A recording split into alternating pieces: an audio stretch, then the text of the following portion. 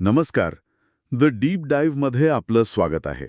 आज माझ्यासमोर मायक्रोसॉफ्ट लर्नचा एक लर्निंग पाथ उघडा आहे.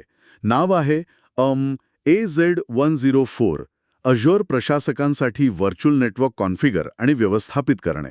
हो. आणि याच्या वर्णनात लिहिलंय की हे शिकल्यावर आपण अझ्योर क्लाउडमध्ये एक संपूर्ण डिजिटल शहर बांधू शकतो. आता ही कल्पना ऐकायला तर भारी वाटते, पण खरं सांगायचं तर हे डिजिटल शहर म्हणजे काय, सुरुवात कुठून करायची, हे सगळं थोडं कोड्यात टाकणार आहे. हा खूप चांगला प्रश्न आहे आणि सुरुवात करण्यासाठी अगदी योग्य. डिजिटल शहर ही एक रूपक आहे, म्हणजे ॲनॉलॉजी. आपण खरं शहर नाही बांधणार. अच्छा. तर कुठलंही सॉफ्टवेअर किंवा वेबसाईट चालवण्यासाठी जी एक पायाभूत रचना लागते, म्हणजे इन्फ्रास्ट्रक्चर, ते क्लाउडमध्ये कसं तयार करायचं हे शिकणार आहोत. चला, या लर्निंग पाथमधून एकत्र प्रवास करूया. प्रत्येक मॉड्यूलचा अर्थ आपण सोप्या भाषेत समजून घेऊ. उत्तम. तर आपण मग पहिलं मॉड्यूल आहे व्हर्च्युअल नेटवर्क्स कॉन्फिगर करणे.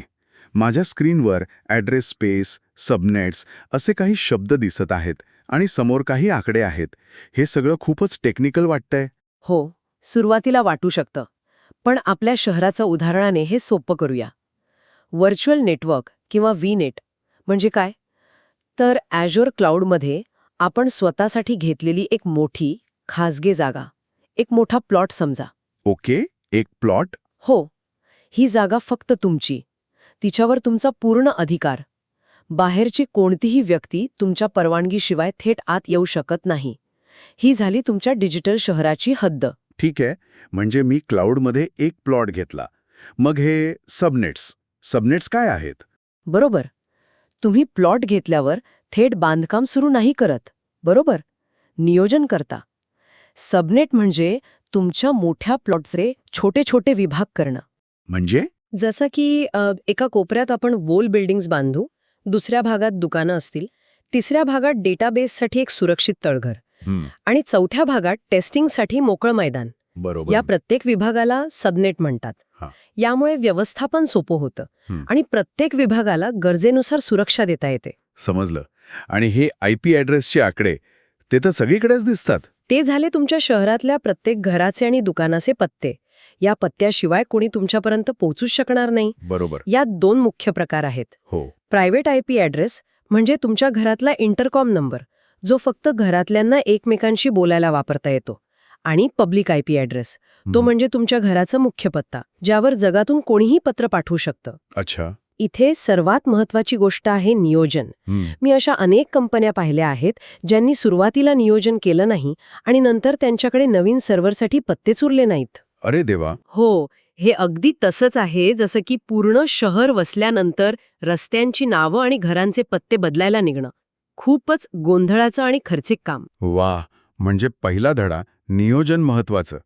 चला, आता माझं डिजिटल शहर उभं राहिलंय, त्याचे विभागही ठरल्यात. पण त्याच्या सुरक्षेचं काय? कोणीही अनोळखी व्यक्ती आत येऊ नये यासाठी काय व्यवस्था असते? पुढचा मॉड्यूल याचबद्दल आहे का? नेटवर्क सिक्युरिटी ग्रुप्स कॉन्फिगर करणे. तुम्ही अगदी बरोबर ओळखलत. नेटवर्क सिक्युरिटी ग्रुप किंवा NSG म्हणजे तुमच्या शहराच्या प्रत्येक विभागाच्या गेटवर उभा असलेला एक अत्यंत हुशार आणि कडक शिस्तीचा सुरक्षा रक्षक. Security guard. अगदी. तो फक्त शहराच्या मुख्य गेटवर नाही, तर प्रत्येक सबनेटच्या म्हणजे प्रत्येक विभागाच्या गेटवर उभा असतो आणि त्याच्या हातात एक नियमावली असते. तो त्याचं काटेकोरपणे पालन करतो. इंटरेस्टिंग. कशी असते ही नियमावली? तो काय तपासतो? ही नियमावली खूप डिटेल असते. उदाहरणार्थ, तुम्ही एक नियम बनवू शकता की फक्त ऑफिसच्या IP ॲड्रेसवरून येणाऱ्या लोकांनाच डेटाबेसच्या विभागात प्रवेश द्या, किंवा वेबसाईट पाहण्यासाठी येणाऱ्या लोकांना फक्त पोर्ट नंबर 443 वरूनच आत येऊ द्या. पोर्ट 443? हो, जो सुरक्षित वेब ट्रॅफिकसाठी वापरला जातो. हे नियम इतके अचूक असतात की तुम्ही कोणत्या प्रकारचा डेटा, कुठून, कुठे आणि कोणत्या पोर्टवर येऊ शकतो किंवा जाऊ शकतो यावर पूर्ण नियंत्रण ठेवू शकता. आणि समजा मी हे नियम बनवताना काहीतरी चूक केली तर मोठी गडबड होऊ शकते. एका चुकीच्या नियमामुळे तुम्ही तुमच्या खऱ्या ग्राहकांनाच तुमच्या वेबसाईटवर येण्यापासून रोखू शकता. मी एका कंपनीला ओळखते ज्यांनी त्यांच्या NSG नियमात एक छोटीशी चूक केली होती. मग काय झालं? त्यांची ई-कॉमर्स साईट मोठ्या सेलच्या दिवशी 2 तास बंद होती. लाखो रुपयांचं नुकसान. दुसरीकडे जर नियम खूपच ढिसाळ ठेवले तर तुम्ही हॅकर्ससाठी दार उघडं ठेवल्यासारखं होईल. बाप रे! पण लोकांना माझ्या शहरापर्यंत पोहोचायला एक सोपा पत्ता हवा ना? सध्याचा 123.45.67.89 हा पत्ता लक्षात ठेवणं तर अशक्य आहे. यावर काही उपाय आहे का? मला वाटतं तिसरं मॉड्यूल याचबद्दल आहे. Azure DNS वर डोमेन होस्ट करणे. अगदी बरोबर. इथेच DNS म्हणजेच डोमेन नेम सिस्टम मदतीला येतं. DNSला तुम्ही इंटरनेटची फोनबुक समजू शकता. इंटरनेटची फोनबुक? हो. जसं आपण मित्राचा नंबर लक्षात ठेवत नाही, त्याचं नाव लक्षात ठेवतो, तसंच DNS हे www.माझेशहर.com या सोप्या नावाला 123.45.66.89 या क्लिष्ट IP ॲड्रेसशी जोडतं. हे मॉड्यूल तुम्हाला तुमची स्वतःची फोनबुक Azureमध्ये कशी तयार करायची आणि व्यवस्थापित करायची हे शिकवतं. म्हणजे मी माझ्या वेबसाईटच्या नावाचं पूर्ण व्यवस्थापन Azureमधूनच करू शकतो? हो. आणि याचे अनेक फायदे आहेत. Azure DNS खूप वेगवान आणि जगभर पसरलेला आहे. त्यामुळे जगातल्या कोणत्याही कोपऱ्यातून तुमची वेबसाईट लवकर उघडते. शिवाय ते DDoS सारख्या सायबर हल्ल्यांपासून संरक्षण देतं. अच्छा. या मॉड्यूलमध्ये तुम्ही A-रेकॉर्ड सारख्या गोष्टी शिकता. A-रेकॉर्ड म्हणजे फोनबुकमधली एक नोंद, जी सांगते की या नावासाठी हा IP ॲड्रेस आहे. तुम्ही स्वतःच्या हाताने हे रेकॉर्ड्स कसे बनवायचे हे प्रात्यक्षिकातून शिकता. उत्तम. आता माझ्याकडे एक शहर आहे जे सुरक्षित आहे आणि ज्याचा पत्ताही सोपा आहे. पण समजा माझा व्यवसाय वाढला आणि मी शेजारीच अजून एक डिजिटल शहर वसवलं, म्हणजे दुसरं व्हर्च्युअल नेटवर्क, एक सेल्स टीमसाठी आणि दुसरं अकाउंटिंग टीमसाठी.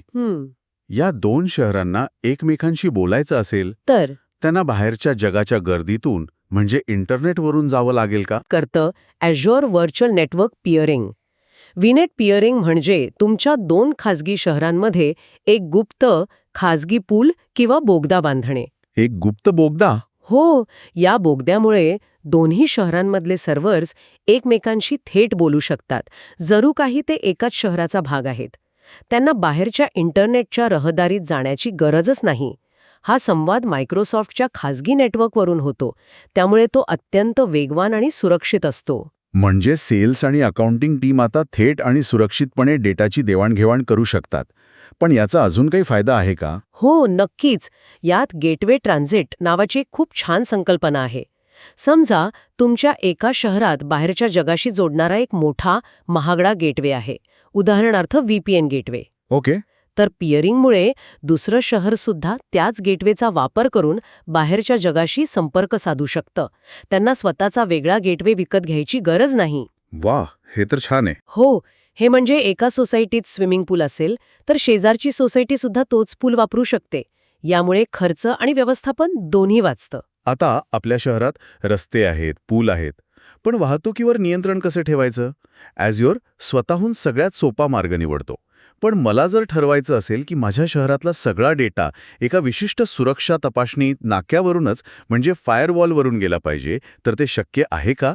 इथेच 5वं मॉड्यूल येतं असं वाटतंय. रूट्स वापरून ट्रॅफिक नियंत्रित करणे. तुमचं निरीक्षण अचूक आहे. बाय डिफॉल्ट Azure डेटासाठी सर्वात कार्यक्षम मार्ग निवडतो. पण काही वेळा आपल्याला सुरक्षेसाठी किंवा निरीक्षणासाठी डेटाला एका विशिष्ट मार्गाने पाठवायचं असतं. बरोबर. इथे तुम्ही कस्टम रूट्स किंवा युजर डिफाईन्ड रूट्स म्हणजे UDR तयार करता. तुम्ही स्वतःचे गुगल मॅप्स बनवून डेटा पॅकेटला सांगता, अरे तू सरळ जाऊ नकोस, आधी त्या सुरक्षा तपासणी करणाऱ्या उपकरणाकडे जा, म्हणजे नेटवर्क व्हर्च्युअल अप्लायन्सकडे जा. तिथे तुझी तपासणी होईल आणि मगच पुढे जा. अच्छा, म्हणजे आपल्याला कमालीचं नियंत्रण मिळतं. अगदी. आता 6व्या आणि 7व्या मॉड्यूलबद्दल माझ्या मनात थोडा गोंधळ आहे. 6वं मॉड्यूल आहे Azure लोड बॅलन्सर आणि 7वं आहे Azure ॲप्लिकेशन गेटवे. दोन्हीही येणाऱ्या ट्रॅफिकचं व्यवस्थापन करतात असं दिसतंय. मग हे दोन्ही सारखेच नाहीत का? गर्दी सांभाळणारे मॅनेजर? हां, गोंधळ होणं खूप स्वाभाविक आहे आणि हा एक महत्त्वाचा फरक आहे. तुमचं उदाहरण बरोबर आहे, पण त्यात थोडा बदल करूया.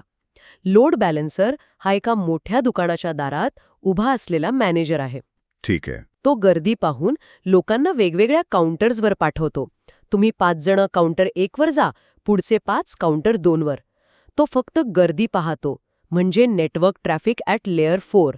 लोकांच्या हातात काय आहे हे पाहत नाही. त्याचं काम फक्त भार विभागून देणं आहे. ओके, समजलं. मग ॲप्लिकेशन गेटवे काय करतो?